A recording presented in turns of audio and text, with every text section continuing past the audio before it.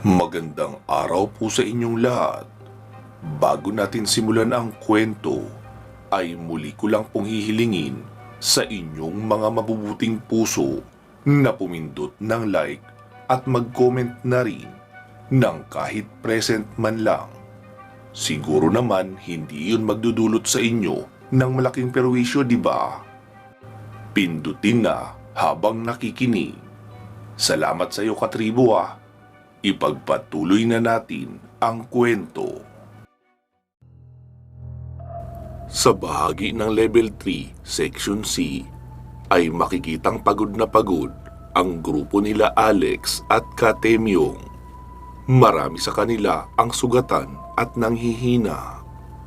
Samantala, sa command center nila Lino, ay titig na titig si Rosalia sa monitor. Lino, this is Command Center. Do you copy? Go ahead, Command Center. Lino, bumalik ka muna rito kung hindi naman masyadong critical ang sitwasyon dyan. May namamataan akong magkasamang heat signature at dark energy sa Section A Level 4. Hindi nakikita ng satellite camera dahil sa makapal na itim na ulap sa ibabaw ng bundok. Anong gagawin ko rito? Sige, Rosalia, hintayin mo lang ako dyan. Pabalik na ako. Minari, pakidala mo ako pabalik sa base camp. Ilang saglit pa ay naroon na si Minari sa tabi ni Lino. Ting-ting, maiwan ka muna rito. Gamutin mo ang mga sugatan sa grupo nila Katemyong.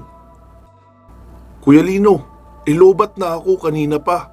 Wala na akong enerhiyang panggamot. Oh, eto, gamitin mo. Dinala ko talaga ang batong meteor para may magamit ka. Nice, ang aming dakilang power bank. Wika pa ni Ting-ting, sabay tinanggap ang batong meteor na iniabot ni Lino. Katemyong, Alex, dito lang muna kayo, magpahinga. Mag-abang-abang lang muna kayo kung may darating pang mga aswang sa bahaging ito. Pagpahingahin niyong mabuti ang mga kasamahan niyo na sugatan pagkatapos magamot ni Ting-ting. Baka mamaya, kailanganin ko kayo sa itaas. Sige Lino, copy that. Sagot pa ng dalawang pinuno ng Team Rebel na sina Katemyong at Alex. Benny, balikan mo muna sila Micaela. Stealth mode ka lang. Bigyan mo ako ng update sa mga nangyayari sa kanila. Ayoko silang tawagan sa com dahil baka mawala sila sa focus sa laban. Stealth mode ka lang ha. Mismatch ka sa mga kaharap nilang kalaban. Niwala kang ang dalang itak eh. Copy Lino. Richard, Marine Corps. Standby kayo rito sa Section C, Level 3. Establish parameter para walang sorpresa. Copy Sir Lino. Sige, tara na Minari. Wika pa ni Lino at agad na siyang hinawakan ng diwata sa balikat. Pagkarating sa command center ay agad sinabi ni Lino, Rosalia, mag-search ka ng online server na ang location ay sa tuktok ng bundok. Copy Lino. Mang Nestor, do you copy? Go ahead Lino. Mang Nestor, proceed ka sa level 3, section B. Ipapahatid kita roon kay Minari. Naroon sina Micaela, Kim at Venus. Nakikipaglaban sa 3 samurai na yokai. Ha? Anong ibig sabihin ng yokai Lino? Parang hindi maganda sa pandinig eh. Bali, para silang mga samurai demon ng Astra. Hindi magiging madali ang laban ng 3 babae roon. Kapag nagkaroon ka ng 100% clear shot, tirahin mo iyon gamit itong espesyal na bala na ipapadala ko kay Minari. 5 piraso ito. Pero ang mahirap hanapin ay ang pagkakataon na mapatamaan mo sila. Dahil siguradong mabibilis yan kung kumilos. At kapag alam nilang papataba na ang atake mo, ay kaya nilang maging usok. Dahil basically, mga itim na espiritu lang din sila. Dahil hindi naman sila nakasapi sa isang tao. 7 ang balang ilalagay ko dito sa maliit na box na ibibigay sa iyo ni Minari. Ang 2 rito ay para kay Micaela. Ha? Bakit pati si Micaela ay babarilin? Kapag nagpalit ng katauhan si Micaela, ay siya na ang bantayan mo.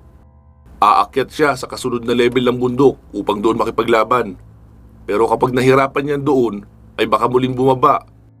At sa ibaba humanap ng mga kaya niyang patayin. At siguradong mga kasama natin ang kanya itutumba. Doon mo na siya tirahin, pero sa katawan lang. Kahit saang bahagi, basta wag lang sa ulo. Espesyal rin ang 2 bala na para kay Micaela. May liquid blue silver yan sa loob na may kasama ring heavy dose of tranquilizer. Kapag na-neutralize mo na siya, ay iradyo mo kaagad at ipapapick up ko na siya. Teka Lino, wala ka bang delikadong part na sasabihin?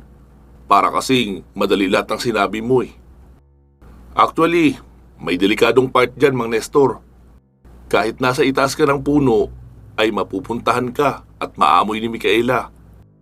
Dahil magiging hybrid werewolf siya. Kapag nagpalit na siya ng katauhan at hindi niya na tayo makikilala. Kaya kailangan nakasilencer ang pagbaril mo sa kanya. Gumawa ka na rin ng paraan para ikubli ang amoy mo. Sinasabi ko na nga ba, Lino eh, palaging may mahirap na bahagi ang mga madadaling assignment na sinasabi mo. Pasensya na, Mang Nestor. Wala yun, Lino. Alam ko namang digmaan ang pinunta ko rito. Kaya normal lang na malagay sa panganib. Over and out. Oh, Minari, puntahan mo na si Mang Nestor sa Section C. Hindi ko alam kung saan banda. Hanapin mo na lang sa itaas ng mga puno. Sige, Lino.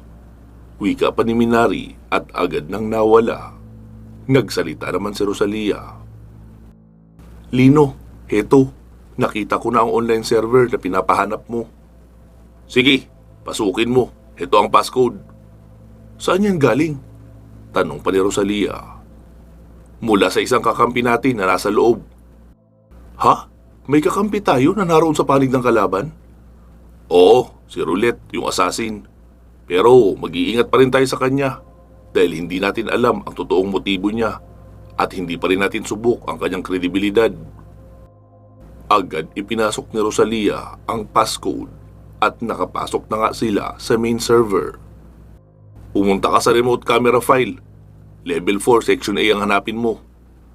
Agad naman iyong pinagpipindot ni Rosalia at nasilip na nila ang mga kuha ng mga kamerang naroon sa bahaging iyon. Hala, parang nagkaroon ng bunganga ng bulkan doon, Lino. Bulalas pa ni Rosalia noong makita ang lumalaking butas na nagliliwanag dahil sa baga mula sa ilalim. Isa nga iyong nakakakilabot na tanawin, lalo na noong unti-unting lumalabas ang isang nilalang na may sungay at tila baga ang katawan na may biyak-biyak. Lino, sino yan? Tanong pa ni Rosalia. Hindi ko alam, Rosalia, kung sino yan. Pero meron akong hinala kung sino ang nakakakilala sa nilalang na iyan. Magnus, do you copy? Yes, Lino, bakit? Magnus, umakyat ka muna rito sa command center. Copy, Lino. Sagot pa ni Magnus, sabay takbo papaakyat ng gusali. Magnus, sino at ano ang nilalang na ito? Tanong pa ni Lino, sabay turo sa nilalang na makikita sa screen. Lagot na. Tama nga si Pyro, aahon siya. Sino siya, Magnus? Lino, siya si Helios, ang Diyos ng apoy, na tatay ng gabay kong si Pyro. Ha? Nagkakaanak ang mga ganyan? Oo, Lino, pero hindi naman yung normal na paraan. Mas tamang sabihin na ang gabay ko ay nilikha mula sa parte lang ng nilalang na iyan. Kung iyong sinasabi mong meron kang matapang na gabay na apoy ay maliit na parte lang ng nilalang na iyan, gaano nakalakas ang nilalang na iyan? Yun ang hindi ko masasabi sa iyo, Lino. Hindi ko rin kasi alam. Basta isa lang ang alam ko. Takot na takot sa kanya itong aking gabay na apoy. Paano ito, Magnus? Ang team mo pa naman ang inihanda ko para sa level na yan. Huwag kang mag-alala, Lino. Nakahanda naman kami. Maliban sa apoy, ay may 3 pa ako rito makakatulong sa laban. Ano, pupunta na ba kami? Huwag muna, Magnus. Standby lang muna kayo dito. Hihintayin ko pa kung ano-ano pang mga nilalang ang lalabas sa butas na iyan. Para hindi rin kayo masurpresa sa mga makakaharap nyo doon. Teka, Lino, paano tayo nagkaroon ng ganyan kalinaw at kalapit na footage sa mga nilalang na iyan? Wala naman tayong kamera sa bawat level, di ba? Mukhang hindi rin naman mapapakinabangan ang satellite imaging dahil sa kapal ng maitim na ulap sa itaas. Oo, Magnus, tama ka. Hindi sa atin ang mga kamerang yan. sa kalaban. Nakapasok na tayo sa server nila, kaya lahat ng nakikita nila ay makikita na rin natin. Ayos yan, Lino ah. Bilib na talaga ako sa diskarte mo. Lalo at nasa kalagitnaan na tayo ng laban. Pero wala pa ring major damage sa panig natin. Minimal casualties lang. Sige Lino, sa baba na muna ako. Balitaan mo ako kapag proceed na kami sa site. Okay Magnus, salamat. Sagot naman ni Lino at muli nang itinuon ang sarili sa pagmamasid sa monitor. Samantala, sa bahagi naman ng tatlong babae, patuloy sa pakikipaglaban ang mga ito sa tatlong yokai. Mabilis na umatake si Mikaela sa isang samurai at kumikislap sa dilim ang kanilang mga espada sa tuwing magtatagpo ang mga ito. Pero ang ipinagtataka ni Mikaela, dahil sa tuwing magkakalapit sila noong samurai, ay nahihirapan siyang huminga sa bigat ng pakiramdam. Tila humihinto rin ang pagtibok ng kanyang puso, kaya mabilis ang kanyang atake at bigla ring umaatras sa kamuli ng babalik. Maging sina Kim at Venus ay ganun rin ang pakiramdam. Ipinagpasalamat na lang nila dahil nag-aral sila sa paggamit ng katana mula sa isang Japanese samurai master, kaya hindi rin sila pahuhuli pagdating sa estilo at bilis. Nagkaroon pa nga sila ng kaunting advantage dahil maliban sa samurai, nasasamahan pa nila ng hand-to-hand combat style ang laban. Nagagawa nilang masipa o di kaya masiko.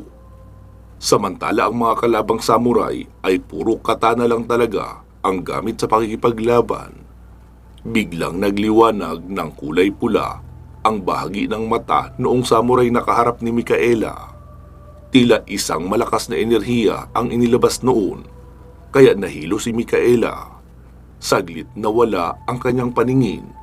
Noong muli siyang magmulat, nakita niyang tataga na ang katana ng kalaban papahiwa sa kanyang liig. Mabilis siyang yumuko, kaya napalihis niya iyon. Sa kanya ikinalso ang kanyang paa sa likuran at buong puwersang binomba ng malakas na suntok ang panga ng samurai na iyon. Tila iyon naman ang nawala sa tamang wisyo dahil pasuray-suray pagilid habang iwinawasiwas ang sandata. Pero hindi naman noon tinamaan si Mikaela dahil mabilis muna siyang umatras para magkaroon ng pagkakataon na makarecover doon sa pagkahilong naramdaman niya. Dahil sa pagkahilo noong samurai, kaya nagkaroon sila ng distansya ni Mikaela. Ilang saglit pa ay nakabalik na rin sa tamang kondisyon ang samurai na iyon. Magkaharap na sila ni Mikaela. Pareho na silang nakahanda, pero maliban sa katana ay hawak na rin ni Mikaela ang kanyang maliit na punyal na nilagyan ni Lino ng orasyon at pinadaanan ng kuryente ng kidlat, para kahit pa mga nilalang ng Astra ay magagawang masugatan o mapatay noon. Mabilis na tumakbo ng magkasalubong ang dalawa at noong magtagpo ay sinalag ni Mikaela ang espada noong kalaban gamit ang katana niya, habang ang isang kamay naman na may hawak na maliit na punyal ay buong puwersa niyang isinaksak at hiniwa na rin ng malakas para magkaroon ng malaking hiwa ang kalaban. Wak-wak ang tiyan ng samurai na katunggali ni Mikaela, pero imbis na dugo at bituka ang lumabas, ay tanging itim na usok lang ang tumatagas. Napaluhod ang samurai na iyon at unti-unti na rin naging usok. Napalingon naman ang dalawa pang samurai na kaharap naman ni Kim at Venus at tila hindi makapaniwala na namatay na ang isa sa kanila. Iyon na ang pagkakataong hinihintay ni Mang Nestor. Pinaputukan na nito ang isang samurai at pinuntirya ang likurang bahagi ng ulo. Butas iyon at tumagas ang itim na uso. Mabilis na kapag-reload si Mang Nestor at pinaputukan na rin ang huling samurai.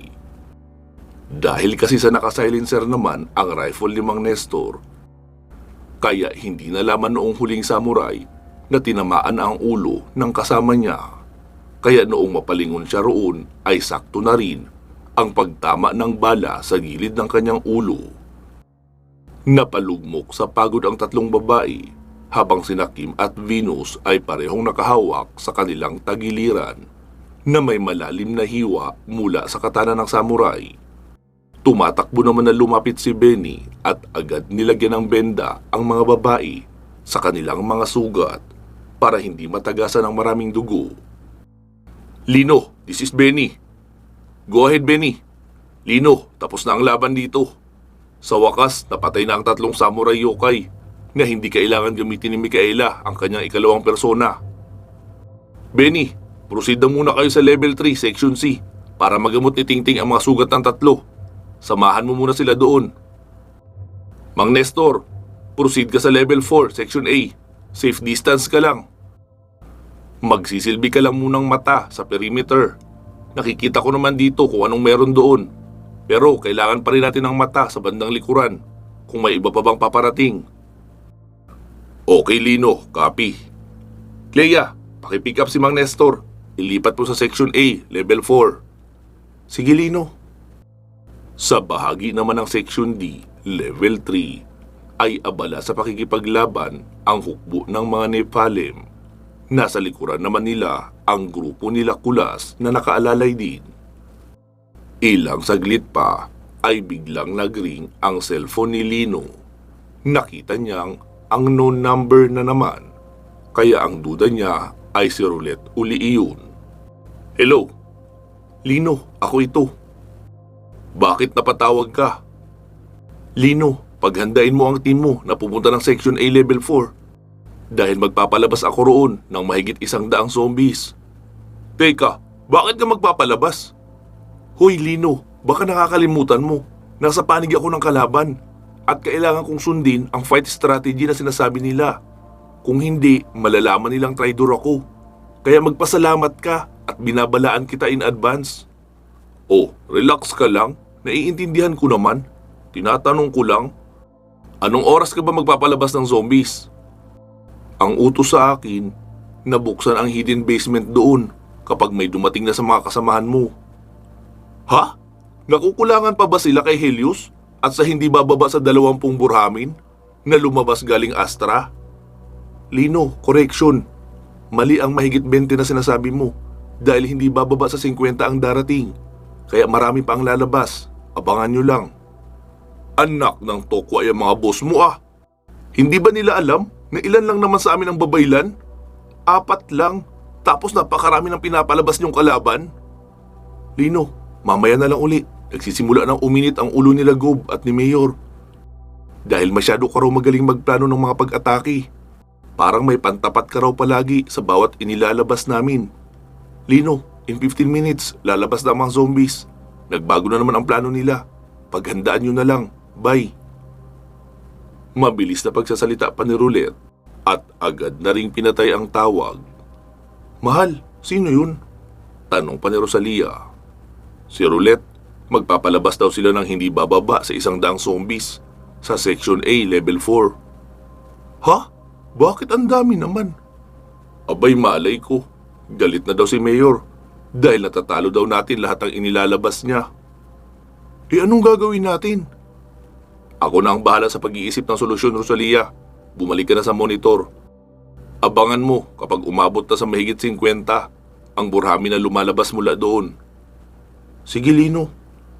Marine Corps, Richard, do you copy? Yes, Sir Lino. May lalabas na hindi bababa sa 100 zombies sa level 4, section A. Pumunta kayo roon, pero wag muna kayo didiretso sa open area hanggat hindi ko sinasabi. Sa level 3, section D kayo dumaan bago kayo umakyat sa level 4 ng section A. Hindi ko pa alam kung anong mga nakaabang sa ibang section ng level 4. Kaya safest way nyo ay level 3, section D. Tapos standby kayo roon na naka-stealth mode. Copy, Sir Lino. Over and out. Katemyong, Alex, Rebel Team, status nyo. Lino, this is Alex from Rebel Team. Nagamot na ang mga sugatan namin pero mahihina pa. Alex, maghanda ka ng 4 sa mga tao mo dyan na pwede kong ipa-pick up para maghanda ng makakain dito na madadala dyan.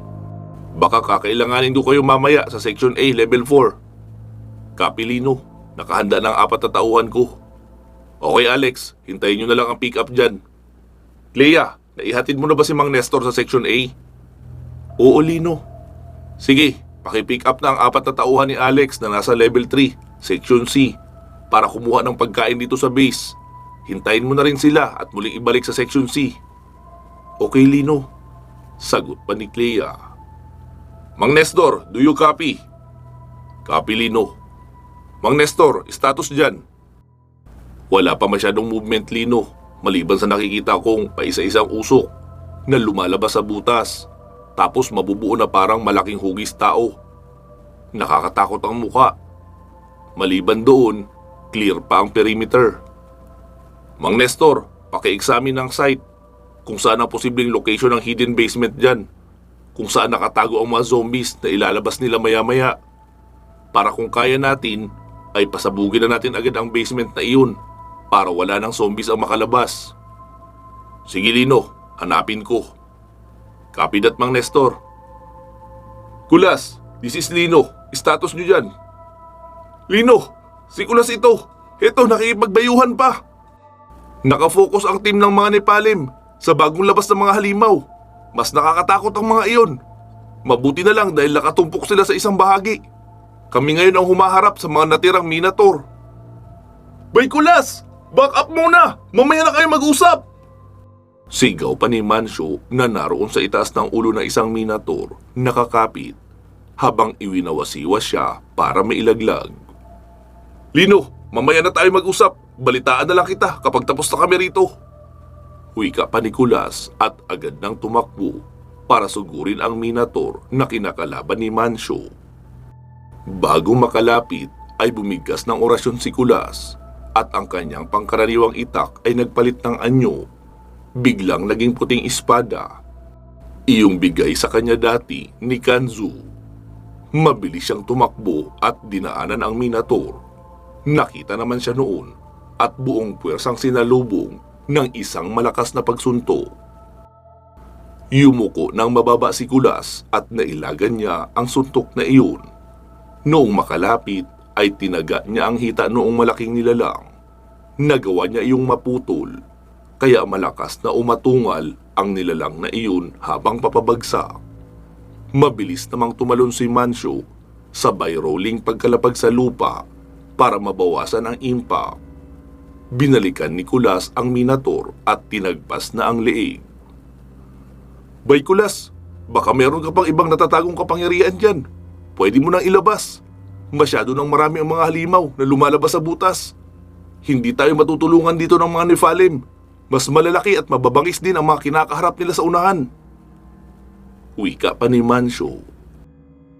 Inilibot ni Kulas ang tingin sa paligid. Si Tiara ay naroon sa ere. Lumilipad habang nakikipaglaban sa 2 Minotaur sa ibaba.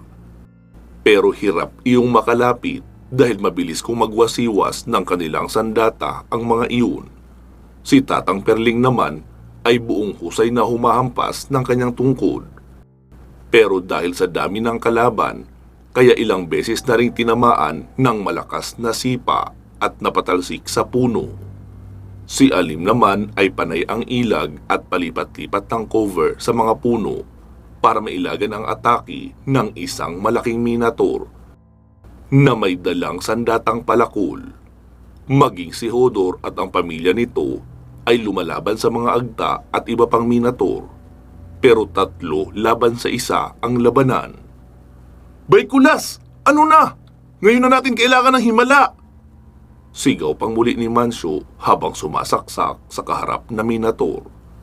Dahil sa malalaki at mababagsik talaga ang mga nilalang na iyon, kaya naman hindi basta-bastang namamatay sa 1 o 2 saksak lang, lalo kung hindi talaga mapupuruhan.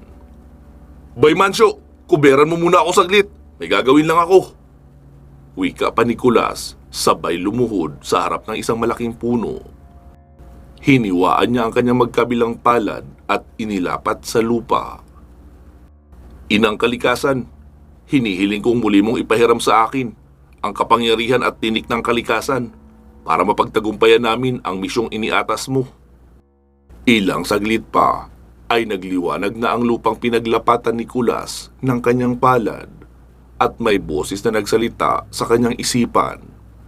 Hayan Kulas, tanggapin mo ang sandata ng kalikasan. Ikaw ang masusunod sa gusto mong mangyari at ipapagawa sa kanila. Mabilis na tumayo si Kulas at kumumpas sa kapaligiran. Umuga ang lupa at naglabasan ng hindi mabilang na mga ugat mula sa ilalim. Lahat iyon ay naghanap ng kalaban na makakapitan. Bigla nang nagbago ang sitwasyon ng labanan dahil wala nang ni isa sa mga minator at mga agta ang makagalaw sa kanilang kinakatayuan. Kaya naman lahat ng atake ng mga kasamahan nila Kulas, maging ng mga Nephalim, ay hindi na nila maiwasan. Maaari nilang salagin ng kanilang sandata pero nakapako lang sila sa isang lugar.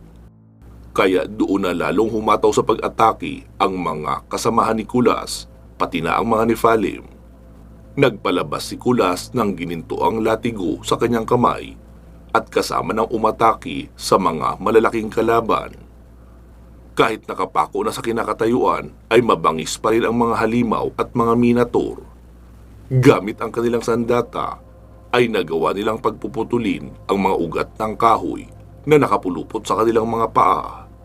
Ilan sa kanila ay nakaalis na nga mula sa pagkakapulupot ng ugat. Biglang nag-alala si Kulas dahil tila kaunti lang ang naitutulong sa kanila ng pinalabas niyang ugat.